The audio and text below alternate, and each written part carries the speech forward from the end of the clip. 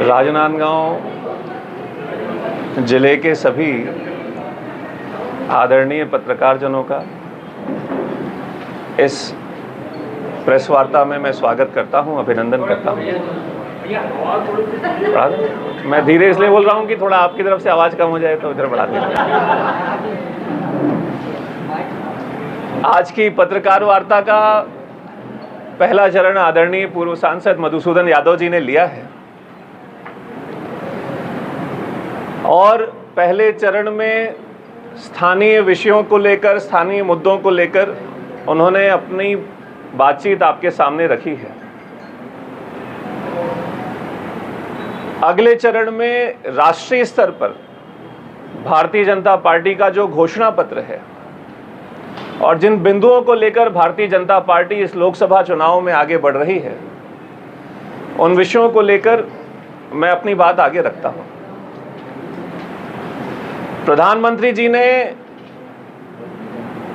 प्रधानमंत्री पहली बार जब नरेंद्र मोदी जी 2014 में बने थे, उन्होंने संसद के अंदर अपना पहला उद्बोधन में केंद्र सरकार को गरीबों, वंचितों के प्रति समर्पित सरकार कहा था और उसी भावना को पिछले 10 साल से लगातार आगे बढ़ाते हुए इस बार के घोषणा पत्र में भी जो पहला मुद्दा हमने रखा है वो गरीबों को लेकर आने वाले 5 सालों में भारतीय जनता पार्टी का क्या दृष्टिकोण है उसको रखा है। देखिए, कोरोना के काल से संचालित जो पीडीएस स्कीम है हमारी, लगभग 80 करोड़ लोगों तक राशन पहुंचाने के विषय को लेकर उसको आगामी 5 सालों तक चलाने का भी निर्णय केंद्र सरकार ने लिया है।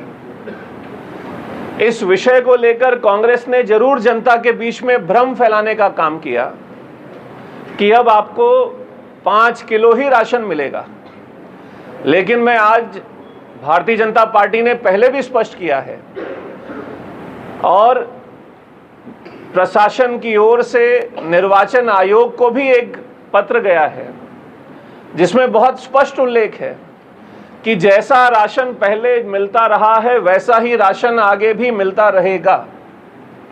भारतीय जनता पार्टी की सरकार छत्तीसगढ़ में आने के बाद ना तो कोई अंतर आया है, ना तो कोई अंतर आएगा। इसके अतिरिक्त देखिए, बहुत सारे विषय ऐसे हैं जो पिछले 10 सालों में भारतीय जनता पार्टी ने गरीबों को ध्यान में रखते हुए, इस देश के अंत्योदय के विकास को ध्यान में रखते हुए कहा है। 50 करोड़ से ज्यादा नागरिकों का जनधन का खाता खुला है। 34 लाख करोड़ रुपए बिना किसी भ्रष्टाचार के डायरेक्ट ट्रांसफर हुए हैं खाता धारकों के खाते में। 4 करोड़ परिवार को प्रधानमंत्री आवास योजना का लाभ मिला है और आने वाले समय में 3 करोड़ अतिरिक्त प्रधानमंत्री आवास इस देश में बनेंगे। प्रधानमंत्री आवास की बात होती है तो लाजमी है ये कहना कि भूपेश बघेल जी के नेतृत्व में कांग्रेस सरकार में छत्तीसगढ़ प्रदेश का ग्रामीण क्षेत्र का हर परिवार जो प्रधानमंत्री आवास योजना का पात्रता रखता था उसको 5 साल आवास नहीं मिला। जल जीवन मिशन के अंतर्गत हर घर को पाइप के माध्यम से साफ पानी मिले, इस योजना को लेकर हम काम कर रहे हैं। 25 करोड़ लोग हैं जो गरीबी से आगे निकले हैं। सुरक्षित, देखिए, बहुत बड़ी बात यह है कि भारत आज अंतर्राष्ट्रीय जगत में 5वीं बड़ी इकोनॉमी के रूप में सामने आ पाया है। राष्ट्रीय राजमार्गों का बड़ा निर्माण पूरे देश में हो रहा है और राजनांदगांव को भी उसका लाभ मिल ही रहा है। हमारे प्रधानमंत्री जी ने स्पष्ट कहा है कि अगले 5 सालों में नल जल योजना का विस्तार बहुत तेजी के साथ आगे बढ़ाया जाएगा। झुग्गी झोपड़ी में रहने वाले गरीबों को, परिवारों को आवास की सुविधा दी जाएगी। ये राजनांदगांव के लिए भी बड़ा विषय है। 10 करोड़ से अधिक लाभार्थियों को उज्ज्वला का गैस सिलेंडर का कनेक्शन मिला है। आने वाले समय में इस देश में पाइप के माध्यम से ईंधन घरों तक पहुंचे, ऐसी सोच के साथ मोदी जी की सरकार ने काम करना शुरू कर दिया है। बिजली का बिल कैसे हमारे परिवार वालों के लिए शून्य हो सके, उसको लेकर सोलर ऊर्जा से हम उनके बिजली के बिल को कम करते करते शून्य तक ले जाएं, इस योजना पे प्रधानमंत्री जी ने काम करना शुरू कर दिया है। एक बड़ा विषय मध्यम वर्गीय परिवारों को लेकर भी रहा है।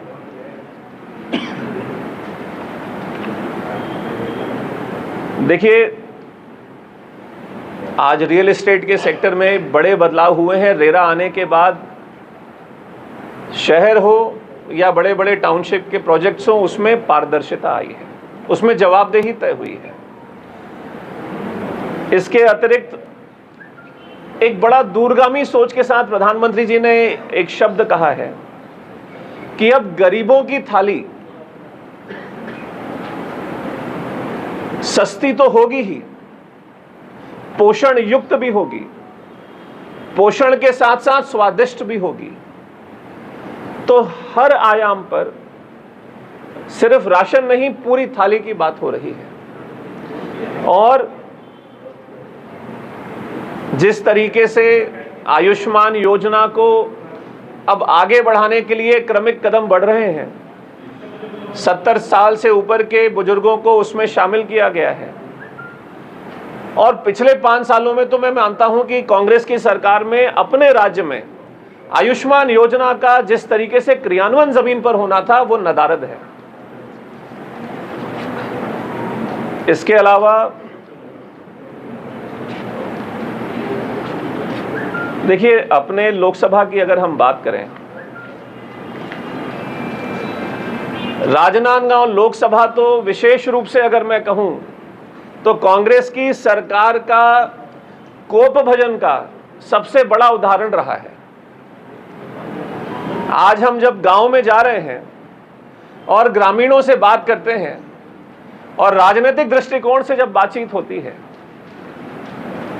तो ग्रामीणों की तरफ से जवाब आता है कि अपन आप ला काका कहे वाले भूपेश बघेल जी मजा नहीं रखे हैं। गांव के कोई पंचायत ऐसे नहीं है जहां प्रधानमंत्री आवास योजना के लाभ गरीब ला मिले हैं।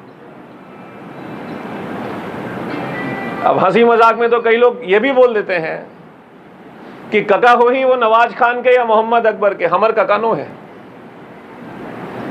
उसका उद्देश्य ये है, भाई राजनांदगांव लोकसभा के दृष्टिकोण से नांदगांव विधानसभा का उदाहरण आप ले लीजिए। कितने कार्यालय गए, दोहराने की आवश्यकता नहीं है। नांदगांव नगर निगम का बजट पकड़ लीजिए आप। 2013 से 18 में नांदगांव नगर निगम को कितनी राशि भारतीय जनता पार्टी के सरकार में मिली और कितनी राशि भूपेश बघेल जी की सरकार में मिली। आप स्वयं पत्रकार हैं और सभी आंकड़ों से भली भांति परिचित हैं। जमीन और आसमान का अंतर आया हमारे शहर के वार्डों के विकास में, जो राशि राज्य सरकार से मिलती थी उसमें। पिछले 5 साल में निगम की हालत यह रही कि सैलरी देने की दिक्कत पड़ गई। आप भली भांति जानते हैं। पंचायतों की हम बात करें तो यही तुलना आप नांदगांव तो छोड़ दीजिए, आप बाकी जिलों के भी पंचायतों की तुलना कर लीजिए, बाकी विधानसभाओं के पंचायतों की भी तुलना कर लीजिए। तो आज हमारे पंचायत कमजोर हो चुके हैं अधोसंरचना के दृष्टिकोण से। हमारी ग्रामीण क्षेत्र की सड़कें बदहाल हालत में थी। सुरगी उससे बड़ा उदाहरण हो नहीं सकता। 16 गांवों को जोड़ने वाली बड़ी सड़क, जिसमें मुख्यमंत्री जी ने 2022 में सुरगी में भेंट मुलाकात का कार्यक्रम किया और उस सड़क को बनाने की घोषणा भी की। उसके 6 महीने बाद जब सड़क बनना नहीं शुरू हुई तो लगभग मार्च या अप्रैल का समय है जब मधुसूदन जी ने, मैंने, ग्रामीण मंडल के सभी कार्यकर्ताओं ने पदयात्रा भी की कि बारिश के पहले काम हो जाए। बारिश में भी काम नहीं हुआ। कुल मिलाकर वो काम भारतीय जनता पार्टी की सरकार ने ही शुरू किया और लोकसभा चुनाव के पहले शुरू किया। तो ऐसे तमाम मुद्दे, ये तो सुर्गी की सड़क एक उदाहरण है, आप कहीं भी सड़कों के उसमें चले जाइए। तो मुझे लगता है कि राजनांदगांव लोकसभा में भारतीय जनता पार्टी और संतोष पांडे जी बेहद मजबूत स्थिति के साथ चुनाव में एक बड़ी लीड के साथ हम अग्रसर हैं। जिस तरीके से छत्तीसगढ़ सरकार की योजनाएं 3 महीने में जमीन पर उतरी हैं, चाहे 2 साल का बचा हुआ बोनस, चाहे 3100 रुपए की धनराशि किसानों के खातों में पहुंची, चाहे महतारी वंदन योजना का लाभ हमारे पूरे प्रदेश की महिलाओं को मिला है, ये तमाम बातें, और आदिवासी अंचलों से भी तेंदुपत्ता संग्राहकों के माध्यम से जो 5,500 की राशि दी जाएगी आगामी वित्त वर्ष में, उसको लेकर बड़ा उत्साह है। तो हम सब उम्मीद करते हैं कि लोकतंत्र का ये पर्व शांतिपूर्ण ढंग से संचालित हो। पिछले 3 महीनों में छत्तीसगढ़ में आंतरिक सुरक्षा के दृष्टिकोण से नक्सल क्षेत्र में जो बड़ी सफलताएं हासिल हुई हैं, उसमें कांग्रेस के प्रवक्ता आकर उनको शहीद का दर्जा देते हैं। शायद भूपेश बघेल जी ने भी इसी तरह का वक्तव्य दिया।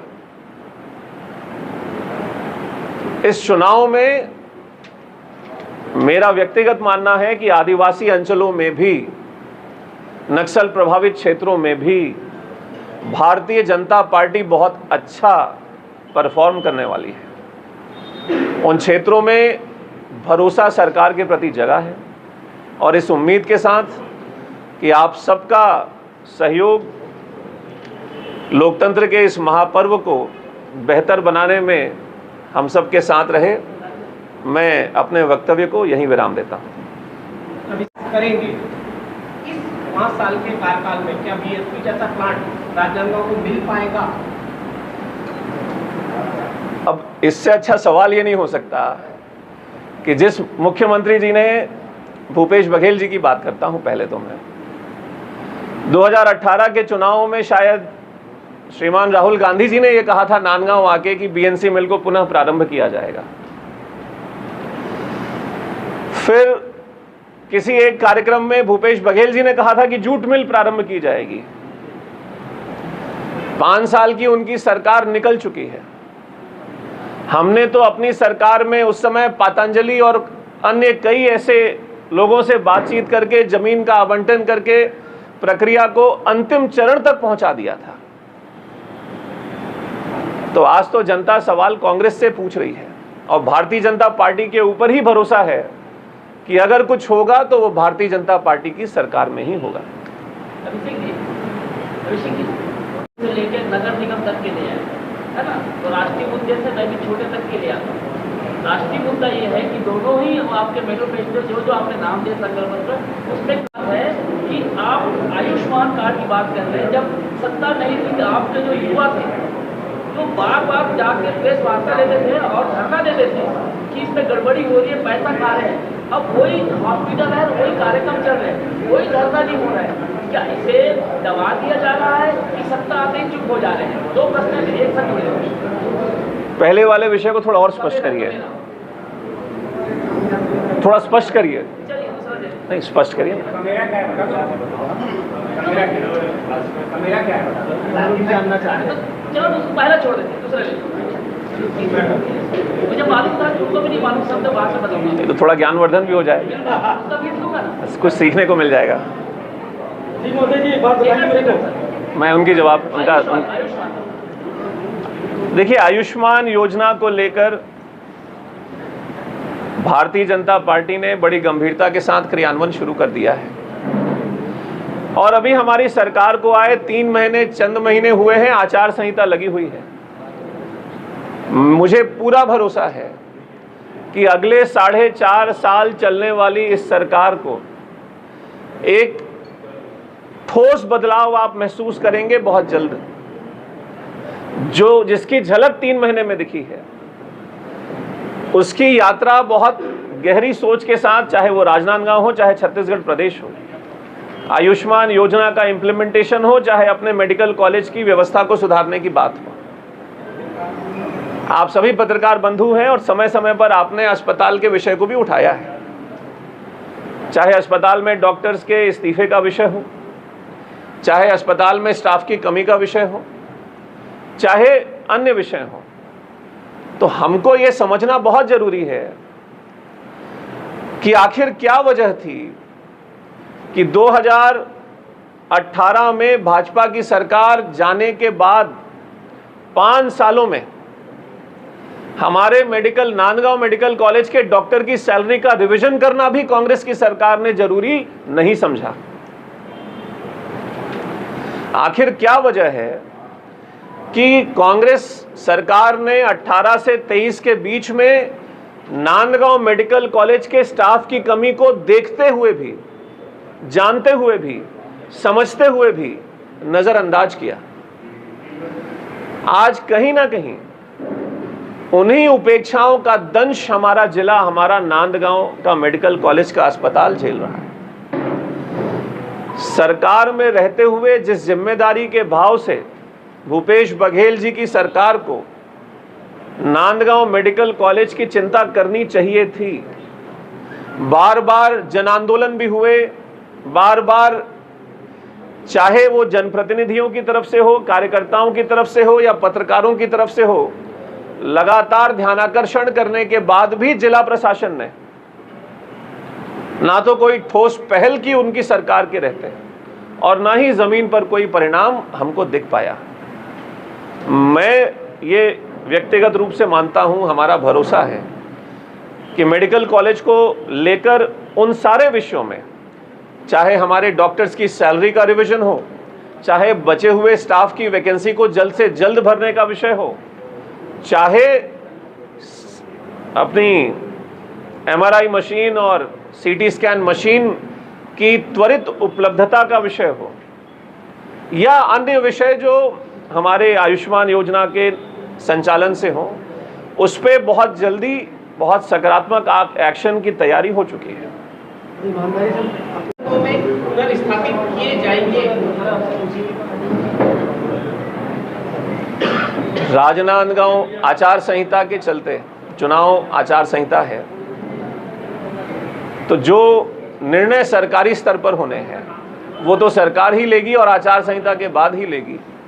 लेकिन यहाँ बैठे पत्रकार साथियों को मैं इतना कह सकता हूँ कि भारतीय जनता पार्टी की सरकार में राजनांदगांव जिला एक सकारात्मक और प्राथमिकता के दृष्टिकोण से वो हर संभव कदम उठाए जाएंगे जो यहाँ पे रहने वाले लोगों की सहूलियत को ध्यान में रखते हुए।